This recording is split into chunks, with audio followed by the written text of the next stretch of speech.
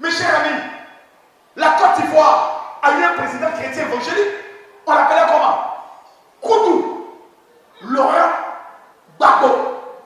Les 2 milliards qu'il donnait par an aux pasteurs, ceux qui l'ont géré, pourquoi vous n'avez pas le courage de leur poser la question? L'argent de Gbagbo, là, c'est où? Vous avez fait quoi de ça? 2007, 2 milliards. 2008, 2 milliards. 2009, 2 milliards. 2010, 2 milliards. 4 monsieur, pasteurs comme nous, assis à Abidjan, ça prennent les sachets bleus et partagent notre argent. Vous connaissez les noms. Mais quand vous voyez des gens qui viennent avec des longues barbes blanches, qui viennent garer une voiture, vous aimez qu'ils viennent vous écraser. Vous aimez qu'ils viennent vous manquer de respect. Vous leur donnez de longs fauteuils, ils sont assis. Ils vont à Abidjan. Lorsque le chef de l'État leur donne l'argent, ils mangent et ils viennent vous dire gérer pour le pays, payer pour le pays. Il y a un doyen qui nous a mis dans 40 ans, je vois véhiculer le jeune. Et nous arrivons chez lui, on l'attrape en train de manger. Je dis, mais le vieux, c'est quoi cette affaire? Il dit, vous n'avez pas compris la Bible. On dit jeûne et prière. Vous jeûnez et nous prions. Rien que pour nous montrer combien de fois nous ne sommes pas intelligents. En avril 2011, le président Gbagbo est arrêté. Il y a des pasteurs qui sont ici qui étaient à Abidjan. Ils ont fui pour venir se cacher à Boisseau. Parce qu'ils savent qu'à Abidjan, au temps d'avril 2011, une fois qu'on t'appelle prophète dans la rue, tu ne réponds pas. On dit prophète, tu ne réponds pas. On dit prophète, tu ne réponds pas. Quand la personne approche autour de toi, tu lui dis, est-ce que tu es obligé de dire prophète? Tu peux dire, monsieur, tu veux qu'on me tue ou bien quoi? Parce qu'à cette époque-là, vous savez tous que les militaires FSI étaient dans les rues et ils étaient très nerveux en cherchant les hommes de Gbagbo et les pasteurs de Gbagbo. C'est-à-dire nous les pasteurs protestants évangéliques. On a prophétisé. Dieu dit, il n'y aura pas la guerre. Dieu dit, il n'y a rien en face. Un matin, on s'est levé, on a vu ce qu'il y a en face. Nous a balayé. Bah!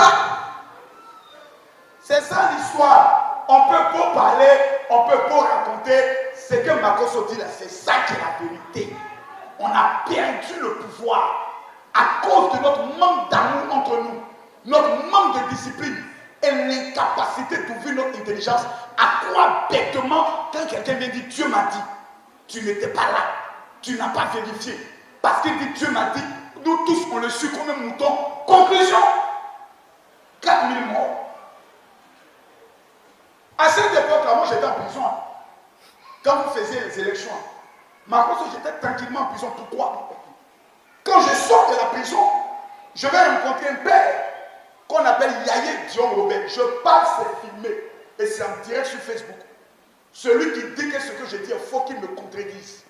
Je vais rencontrer le docteur Yahya Dion Robert chez lui parce que j'aurais appris qu'il voulait mettre en place une autre organisation. Je lui ai dit, la rébellion ne marche pas. En Côte d'Ivoire, je vais vous expliquer le pourquoi. En allant le rencontrer, il était là. Il était là. Ouais. J'ai dit le Dieu, j'ai appris que c'est toi qui as demandé au procureur de m'amener en prison. Parce que quand je vais en prison, on ne me juge pas. Hein. On me détient pendant 15 mois sans me juger. Et quand je demande à mon juge, il dit non, essaie de t'entendre, plutôt procureur, essaie de t'entendre avec les pasteurs de Gbagbo. Ma femme, mes 4 enfants sont dehors. Ils mangent comment? Ils dorment comment? Ils vivent comment? Un enfant de 30 ans, on le prend, on le jette en prison. Le docteur Dion Robert me dit, c'est pas moi, le pasteur Ayopol du CNPC est venu me voir avec une liste. Il dit, Makosso a volé l'argent de toutes ces personnes, faisons-le arrêter. Il a dit, Ayo, moi, j'en pas de temps. C'est pas chien, mange pas chien. Je ne peux pas mettre Makosso en prison. Voici comment Makosso Ayo est allé voir le procureur. Je ne suis pas là-dedans. Il y avait les élections, il fallait écarter tous ceux qui pouvaient avoir un langage contraire à ce que nous avons dit. Et toi, on sait que tu es un petit rebelle. Quand on parle, tu discutes. Mais quoi de plus normal? On nous dit que nous voulons parler au nom des pasteurs. Mais quoi de plus normal d'aller faire une tournée dans les 30 régions, rencontrer les pasteurs, demander le besoin des pasteurs avant d'aller parler en leur nom? Vous voulez parler au nom des personnes que vous-même, vous ne connaissez pas, que vous ne rencontrez pas. Je ne suis pas d'accord.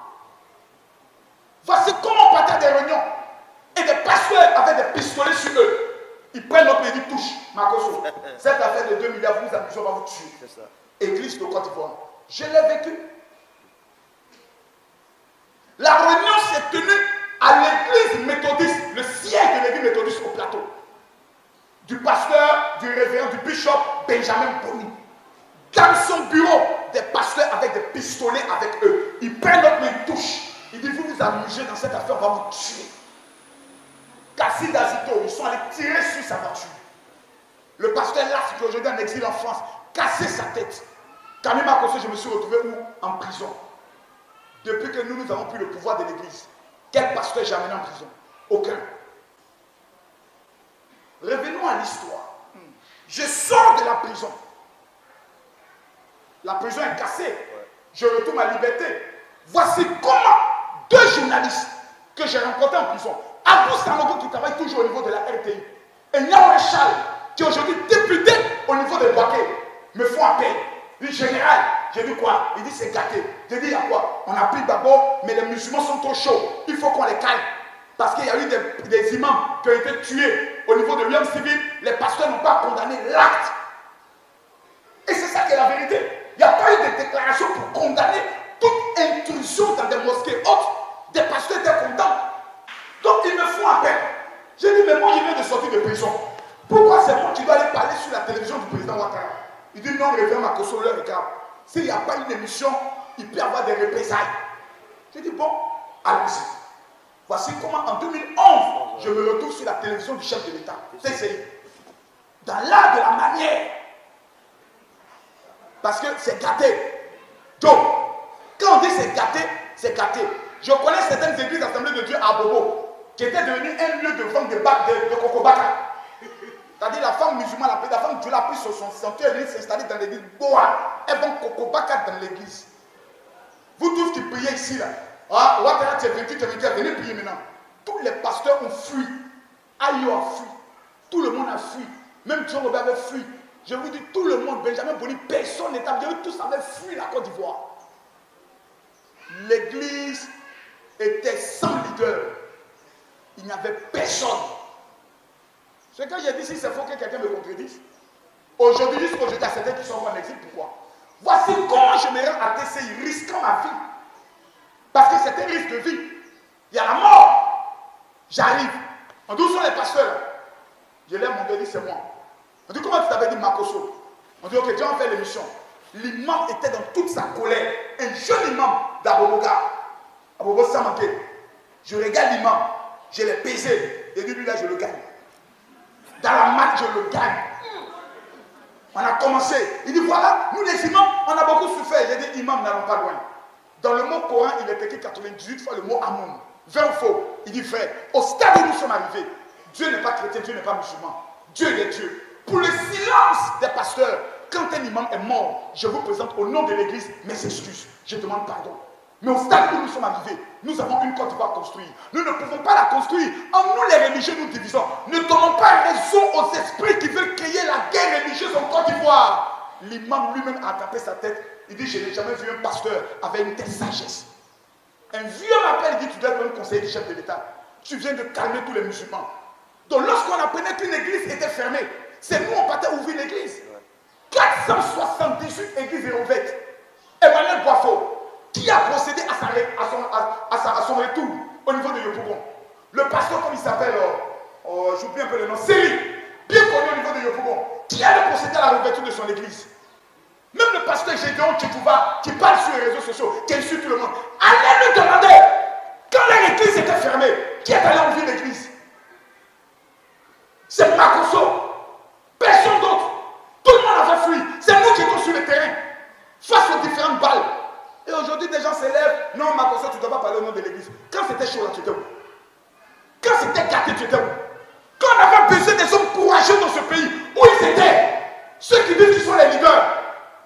ne suis pas.